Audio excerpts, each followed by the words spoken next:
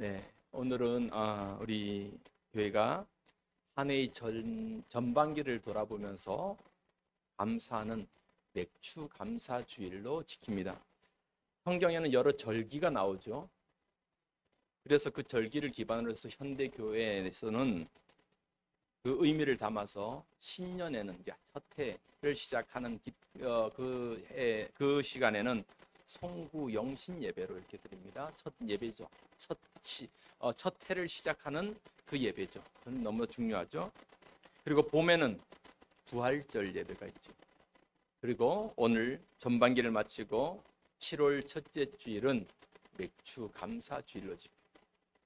그리고 가을에는 모든 곡식을 추수하고 나서 추수 감사 주일로 지키고, 그리고 겨울에는 성탄 주일로 지킵니다. 이렇게 절기를 우리가 지키면서 예배하는데, 오늘은 맥주 감사 주일로 지킵니다. 그러면서 과연 맥주절, 맥주 감사 주일, 맥주절의 의미가 어떻게 시작되었고 그 의미가 무엇인지를 우리가 한번 살펴볼 필요가 있어요. 그러니까 절기를 알아야지 그 의미를 더욱더 가슴 깊이 새길 거잖아요. 하나님께서 이스라엘 백성들을 애굽에서 나오게 하셨죠. 애굽에서 종로를 타고 노예 생활을 하던 그 애굽에서 400년 만에 나오게 하셨단 말이에요. 어디로 이끌어 가시려고요? 하나님이 예비하신 땅, 가나안 땅으로 이끌어 가신다고. 그래서 모세를 지휘자로 세워서 거의 100만 이상의 이스라엘 백성들이 홍해를 건너서 광야를 지나서, 시내 광야를 지나서 이제 가나안 땅으로 가요. 조금만 더 가면 저 앞에 가나안 땅이 보여요. 그러면 이제 금방 갑니다.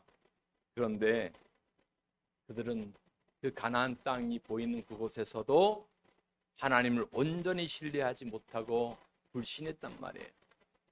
그 가나안 땅이 보이는 그곳에서 가데스 바네아라는 곳에 도착했을 때 모세가 각 지파별로 한 명씩 정탐꾼들을 뽑아서, 야, 너 가나안 땅에 가서 그 땅이 어떠한지, 그 땅 사람들은 뭐 먹고 사는지, 그 땅에 또 열매들이 얼마나 많이 맺히는지를 다 두루두루 돌아보고 해요. 며칠 동안? 40일 동안, 40일간 다 두루두루 돌아보고 와요. 이렇게 12명의 정탐꾼이 가나안 땅을 두루두루 다 돌아보고 돌아와서 모세에게 하는 말이, 여호수아와 갈렙 외에 나머지 정탐꾼들이 뭐라고 얘기하냐? 우리 가나안 땅에 못 갈 것 같은데요. 왜 그러냐? 그 땅 사람들이 우리보다 키가 크고 우리보다 힘이 세고 그 성은 우리가 감히 넘을 수 없는 강한 성이기 때문에 절대로 못할 것 같대요 라고 얘기하는 거예요. 여러분, 하나님 입장에서 속 상해요, 안 상해요? 상해요. 여러분, 하나님은 능력이 하나님이심을 믿으시기 바랍니다. 우리가 교회 일도 마찬가지예요. 하나님 일도 마찬가지예요. 하나님, 나는 조금 못할 것 같은데요? 그래, 인간적인 내 모습을 하면 분명히 부족해. 그런데 그 일을 누가 하게 하시냐 말이에요. 하나님이 나를 통해서 하신단 말이에요.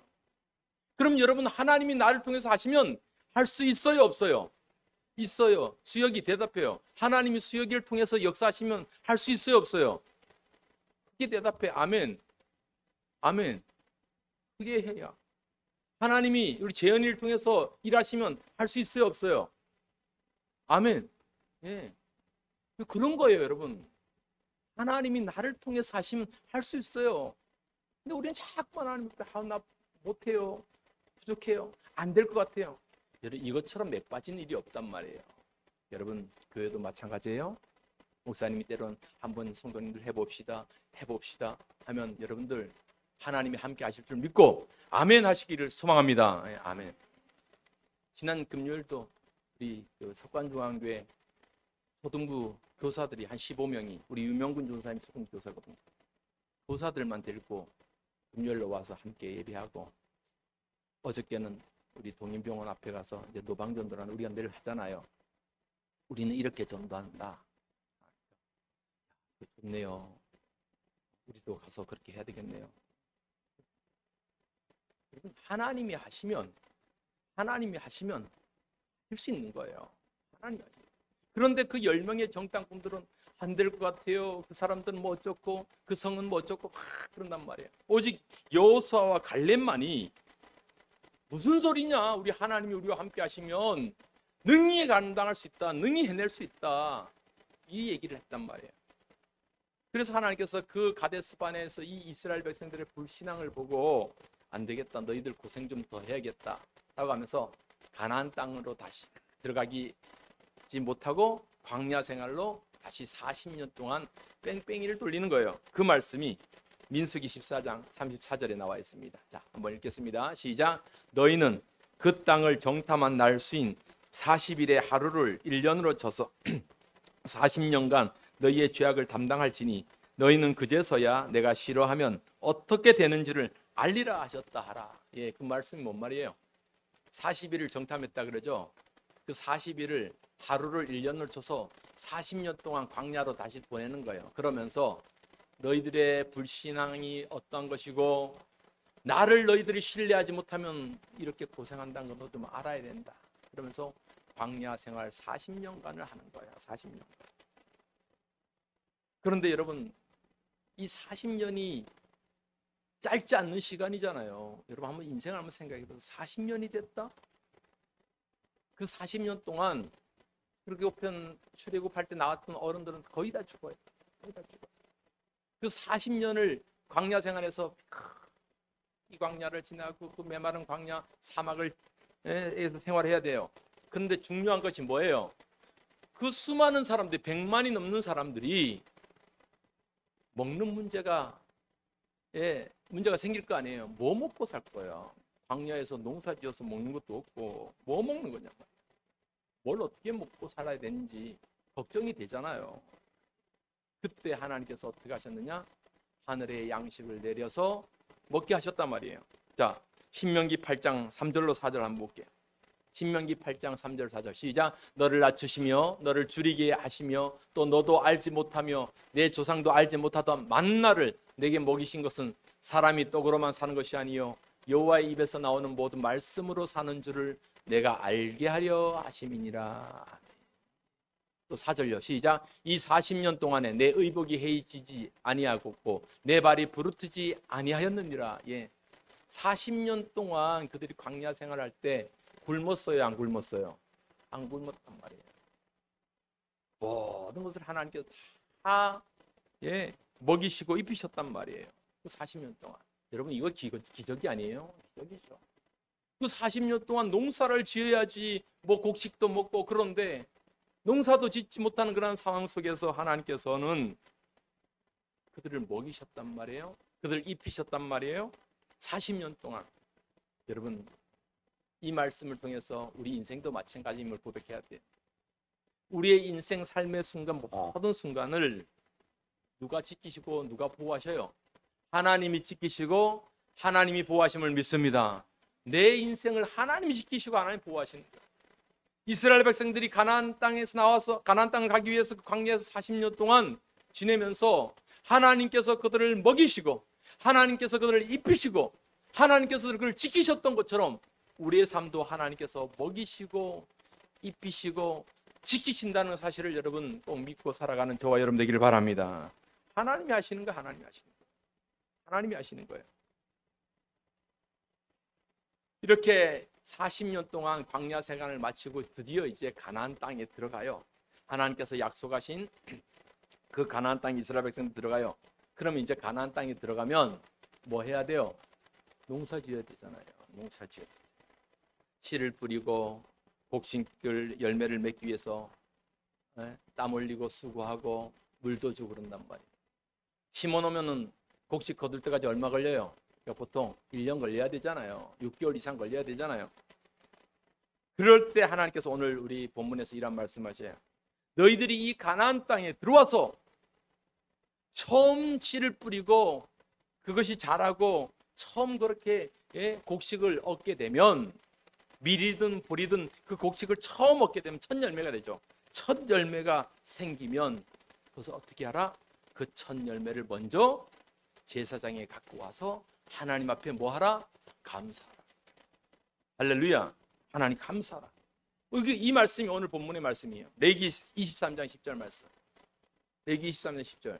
시작. 이스라엘 자손에게 말하여 이르라. 너희는 내가 너희에게 주는 땅에 들어가서 너희의 곡물을 거둘 때 너희의 곡물의 첫 이삭 한 단을 제사장에게로 가져갈 것이요. 너희가 그 가나안 땅에 들어와서 열매를 맺는 첫 곡물의 첫 이삭 한 단이에요. 첫 열매예요. 그럼 이 첫 열매가 얼마나 귀한 거예요. 얼마나 감사한 거예요. 그래서 나는 우리 청년들이 대학을 졸업하고 이제 취직을 해서 직장을 다니면 이 첫 봉급을 하나님 앞에 좀 드렸으면 좋겠다. 그게 여러분의 신앙이죠. 첫 열매.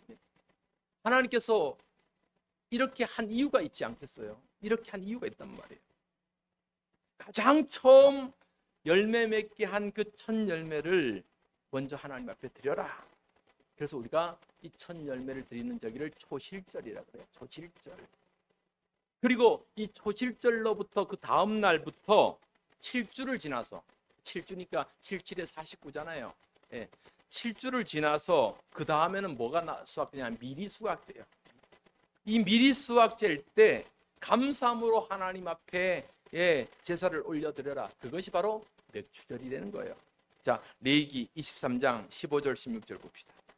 시작. 안식일 이튿날 곧 너희가 요제로 곡식단을 가져온 날부터 세어서 7 안식일의 수요를 채우고 7 안식일 이튿날까지 합하여 50일을 계수하여 새 소제를 여호와께 드리되. 예. 그러니까 초실절 처음 익은 곡식을 하나님 앞에 드리고 나서 7주가 지난 다음에 하나님 앞에 그때 미리 또 하면은 곡식을 얻으면 그때 하나님 앞에 드리라. 이것이 바로 오늘날 맥추절이란 말이에요.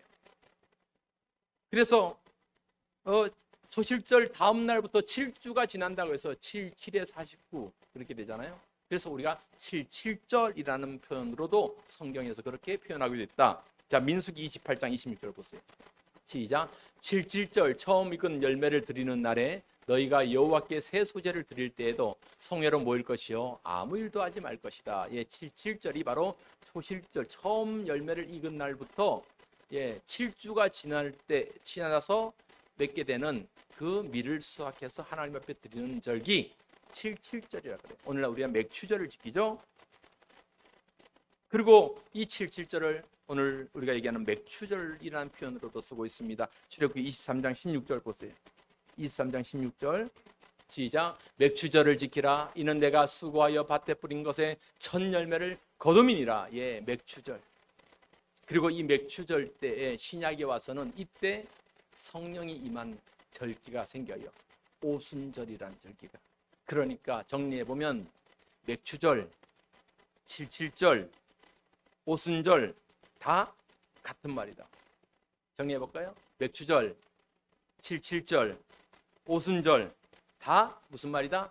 같은 말이다. 같은 절기를 그렇게 표현하는 거예요.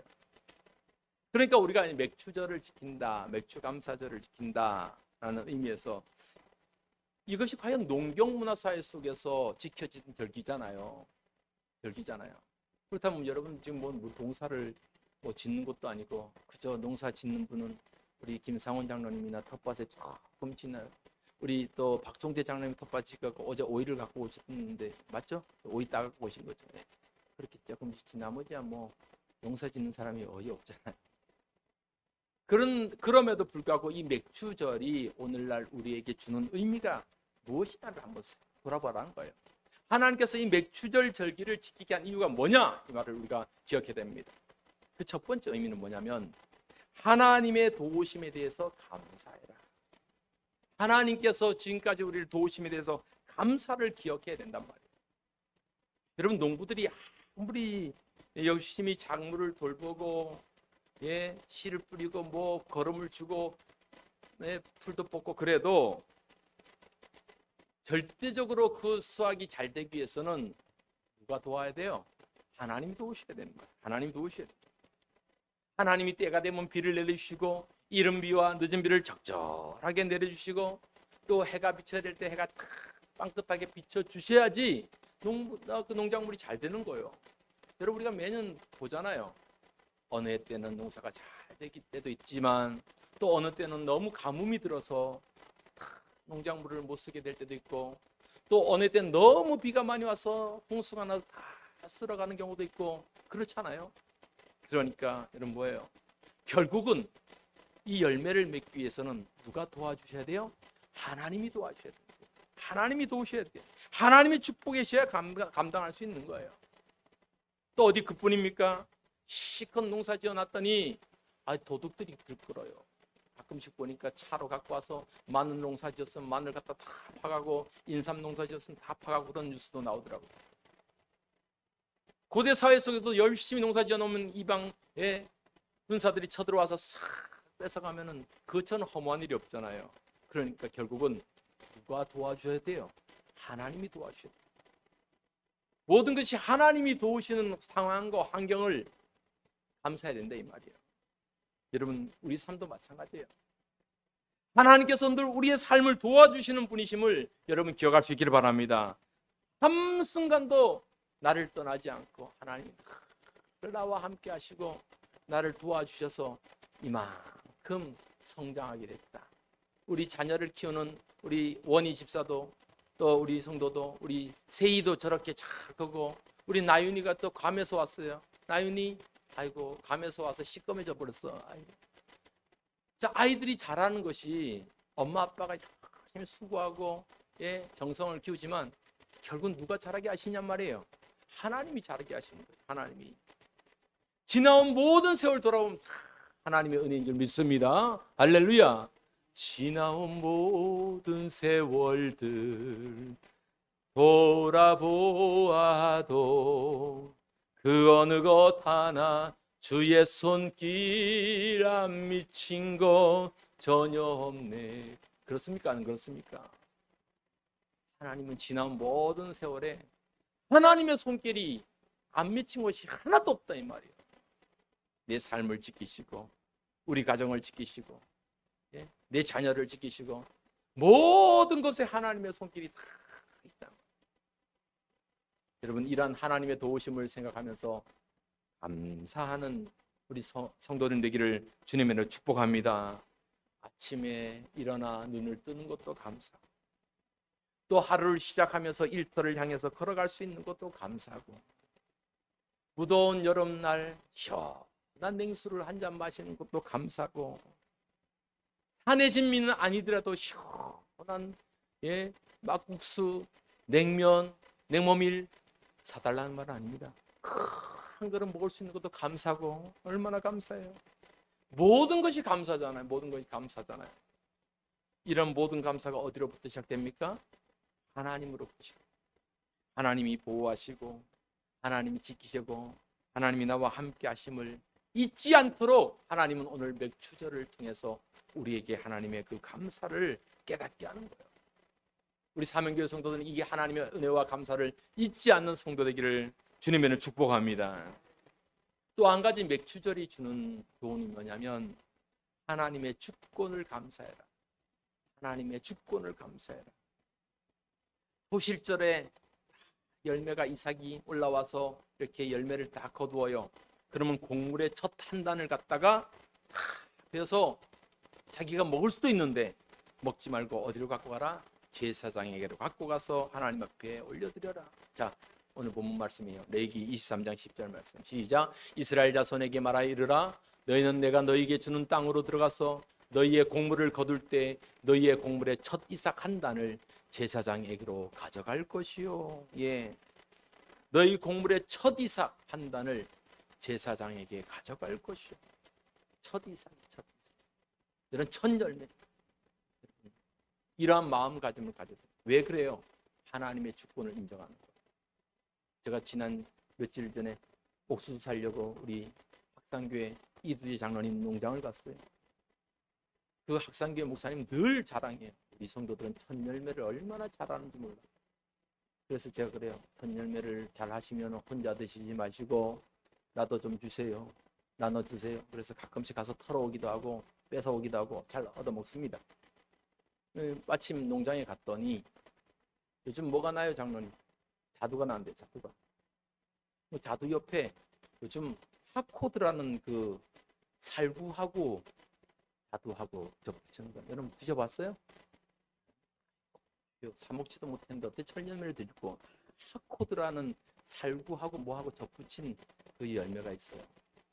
보면은 다르고 맛있어요. 몇 개 없어갖고 비싸대요. 나오자마자 다 예약돼갖고 팔린대요. 그래서 장로님 맛배기로 하나를 이렇게 해주는데 장로님 나 그러면 자두 안 사고 이거 좀 살 수 있어요? 없대. 그래서 한 봉다리를 이렇게 싸더만 담임 목사님 김영하 목사님이 드리는 거예요. 좀 팔라고 했더니 나한테 안 팔고 목사님 드리면서 목사님 천열매입니다 하고 드리는 거예요. 여러분 장사하는 사람은 내 입에 들어가기보다 먼저 팔잖아요. 김금성 그렇죠? 제가 가끔씩 뭐 이렇게 드시라고 하면 갖다 팔더라고 시장에 가서. 장사하는 사람들은 파는 것이 우선이 돼야 되는데 하나님 앞에 먼저 드리는 천열매입니다 하고 목사님. 여러분 우리의 삶이 그 농사 짓고 애쓰고 수고하는데 그분의 그 신앙의 고백이 뭘까요? 모든 것에 첫 이삭이 한 단은 아주 작은 거예요. 그렇잖아요. 저 넓은 밭에 곡식을 걷어서 그 한 단은 별거 아니에요. 그런데 그 한 단을 들고 제사장 앞에 간다는 것은 하나님 이 모든 것이 하나님의 것입니다 라고 고백하는 하나님의 주권에 감사하는 그 신앙의 고백을 담고 있다 이 말이에요. 여러분 내 삶도 마찬가지예요. 내 삶의 극히 작은 일부라도 하나님 앞에 하나님 나의 모든 것은 하나님의 것입니다 라고 고백하는 그 천열매의 신앙이 우리 신앙이고, 우리 뭐 초식자들은 잘 몰라요. 11조를 왜 해야 돼요? 11조의 개념이 그런 거예요. 그 내 소득의 10분의 1 작은 거지만 그것을 드리면서 뭘 고백해요? 하나님 모든 것이 하나님께서부터 나왔습니다. 다 하나님의 것입니다 라고 고백하는 그 신앙의 고백이 그런 거예요. 여러분 이 맥추절에 하나님 앞에 물질만 드리는 것 같아요? 아니에요. 시간도 구별해서 하나님 앞에 하나님 모든 것이 하나님 것입니다 라고 고백한단 말이에요. 자, 민수기 28장 16절 한번 볼까요? 민수기 28장 16절 시작. 7절 처음 익은 열매를 드리는 날에 너희가 여호와께 새 소재를 드릴 때에도 성회로 모일 것이며 아무 일도 하지 말 것이다. 예, 곡식 뺄 때 바빠요 안 바빠요? 예, 농번기 얼마나 추수할 때가 바빠요. 그러나 처음 익은 열매를 하나님 드리는 그 절기 때는 하나님 앞에 성회로 예배함으로 모여서 아무 일도 하지 마. 뭘 고백하는 거예요? 하나님의 주권을 고백하는 거예요. 하나님이 절대적으로 우리와 함께 하시고 우리로 하여금 윤택케 하시고 우리로 하여금 부유케 하신 것을 고백하게 하는 거예요. 이것이 맥추절의 의미라는 거예요. 여러분 오늘 맥추절을 맞이해서 우리도 이렇게 고백할 수 있기를 소망합니다. 우리의 삶의 주인은 하나님 되심을 고백합니다. 내 삶의 주인은 하나님이에요. 하나님의 주권을 인정하는 거예요. 그래서 내 삶의 주인 대신 하나님이 내 삶의 주인에서 오늘도 감사하고 오늘도 살아가게 하신 하나님의 은혜를 감사하며 살아가는 거예요. 여러분 내 인생 내 힘으로 살아가는 것 같아요? 그렇지 않잖아요. 늘 하나님 앞에 그렇구나, 하나님이 내 삶을 주관해 가시는구나 라는 고백함 속에서 하나님의 은혜가 있고 감사가 있다는 사실을 여러분 기억할 수 있기를 바랍니다. 마지막으로 한 가지 더. 맥추절의 의미는 나눌 수 있음에 감사하는 거예요. 나눌 수 있음에 감사. 하나님께서 어떻게 보면은 모든 절기 때마다 그 곡식단을 하나님 앞에 가져와서 하나님 앞에 예배할 것이다, 예배해야 된다라고 말씀하셨어요. 이것은 어떻게 보면 신앙의 수직적인 측면이에요. 하나님과의 관계, 하나님을 바라보고 신앙의 수직적인 측면을 보여주고 있습니다. 그러나 성경은 하나님과 나와의 수직적인 측면뿐만 아니라 항상 뭐예요? 주변도 돌아보는 수평적인 신앙도 강요하고 있는 거예요. 맥추절도 마찬가지예요. 그래서 하나님은 이스라엘 백성들이 큰 넓은 밭에 추수를 할 때, 야 너희들 추수할 때 밥 모퉁이의 것은 다 걷어들이지 말고 남겨둬라. 왜 그래요? 나그네와 과부들이나 좀 고아들이나 그런 사람들 먹고 살아야 되잖아요. 남겨두라는 거예요. 자, 레위기 23장 22절 말씀 시작. 너희 땅에 곡물을 벨 때 밥 모퉁이까지 다 베지 말며 떨어진 것을 줍지 말고 그것을 가난한 자와 거류민을 위하여 남겨두라. 나는 너희의 하나님 여호와이니라. 아멘. 여러분, 그러니까 성경이 얼마나 우리에게 귀한 교훈을 주고 우리에게 정말 도전을 줘요. 너희들이 정말 하나님 앞에 온전한 신앙을 가지면 하나님과의 수직적인 신앙도 중요하지만 우리 주위를 돌아보는 수평적인 신앙도 중요하다는 거죠. 수평적인 신앙도 중요하다는 거죠. 그러니까 우리가 이런 절기 때를 지나면서 늘 하나님 앞에 우리가 감사하면서 고백해야 될 것은 하나님 감사합니다, 감사합니다. 그러한 고백과 더불어서 하나님, 우리 주위를 돌아볼 것이 어디 있는가요를 우리가 살펴볼 필요가 있다라는 거예요. 그래서 저희는 가능하면은 우리 사명교회도 좀 부족하지만 절기 전후로는 좀 이웃도 돌아보고, 특별히 우리 사명교회보다 좀 연약한 교회도 좀 돌아보고 살펴보고, 또 함께 가서 함께 예배 드릴 수 있으면 좀 예배도 드리고 그랬으면 좋겠습니다. 할렐루야.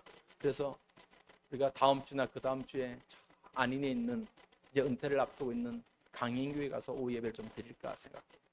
우리가 가면, 그래서 가서 함께 예배하고 또 위로도 하고 우리가 선교비도 좀 전해드리고. 여러분, 얼마나 멋져요.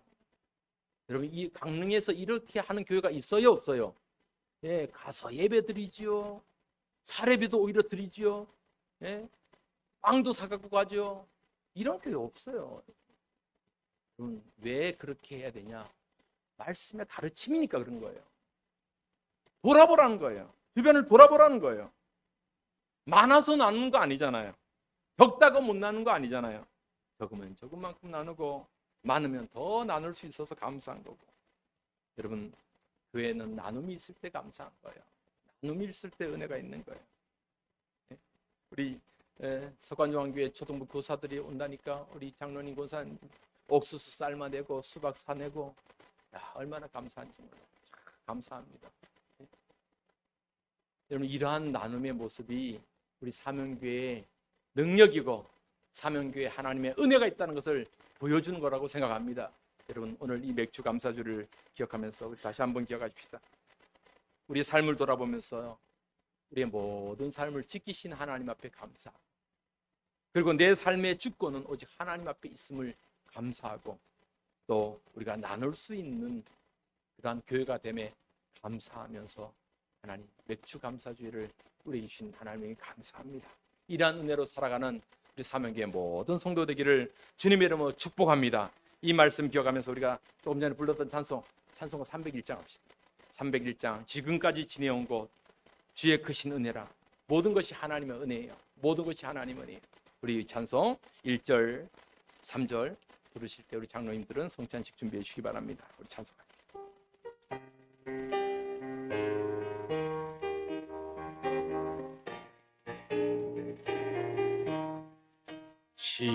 지금까지 지내온 주의 크신 은혜라. 한이 없는 주의 사 어찌 이루 말하랴. 자나깨나 주의 손 항상 살펴주시고 모든 일을 주 안에서 형통하게 하시네. 주님 다시 배올라 날로 날로 무거운 짐 주께 벗을 날도 멀지 않네. 나를 위해 예비한 고향집에 돌아 아버지 품 안에서 영원토록 살리라. 이 사명교회는 절기 때, 또 송부영신 예배, 그러니까 첫 해를 시작하는 예배 때, 그리고 절기 때 이렇게 성찬 예식을 합니다. 초대교회 성도들은 매 시간 예배 시간대마다 성찬식을 했어요. 성찬식을 한다는 것은 단순히 떡과 포도주를 마시는 것이 아니에요. 주님의 그 은혜를 기억하는 거예요. 이 성찬식에 동참하면서 주님의 그 은혜로 내가 살았지. 주님의 그 은혜로 내가 살고 있지. 라는 감사의 시간이 되기를 주님의 이름으로 축복합니다.